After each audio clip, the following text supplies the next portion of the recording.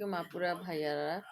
তো বাবার বাসা থেকে পিকনিক শেষ করে নিজের বাসায় এসে একটু রেডি হলাম, কারণ আপনার ভাইয়া আসছে। আপনার ভাইয়ার সাথে একাকিত্বভাবে ঘুরতে যাওয়া হয়নি, সে আবার কালকে চলে যাবে।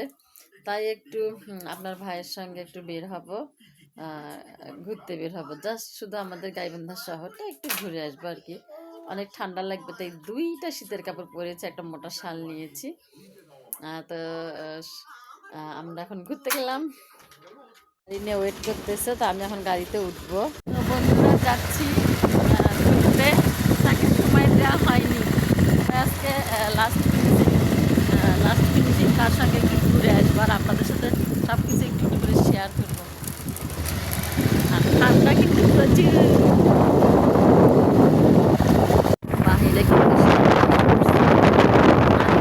বেরিয়েছি।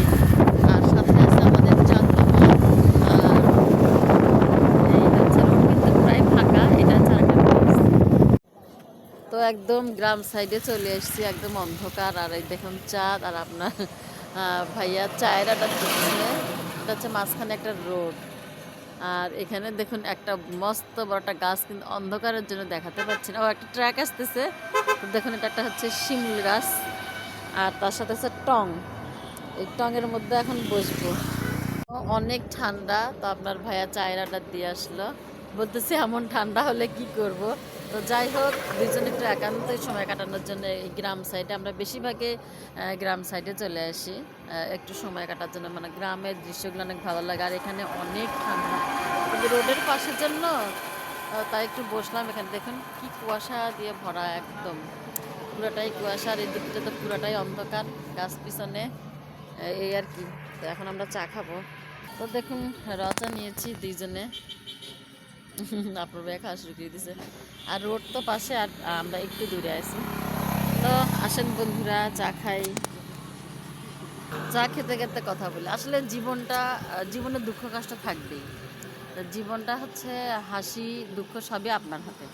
আপনি যেভাবে সাজাবেন ঠিক সেইভাবে আপনার জীবনটা সাজবে। তো সবাই আপুরা ভাইয়ারা সবাই সবাইকে একটু হলেও সময় দিবেন, কারণ এই সময়টা চলে গেলে আর কখনো কেউ ফিরে পাবে না। যতটুকু পারেন ফ্যামিলিকে সময় দেওয়ার চেষ্টা করবেন। খাওয়া শেষ করে একটু পানও খেয়ে নিলাম। আমি পান খাই আগে, তো মোটামুটি পান খাই আমরা সবাই। তো যাই হোক বন্ধুরা, আসেন পানও খাই। এক সাইডে চুন দিয়ে দিছে, তো যাই হোক পুরোটাই খেয়ে নিব।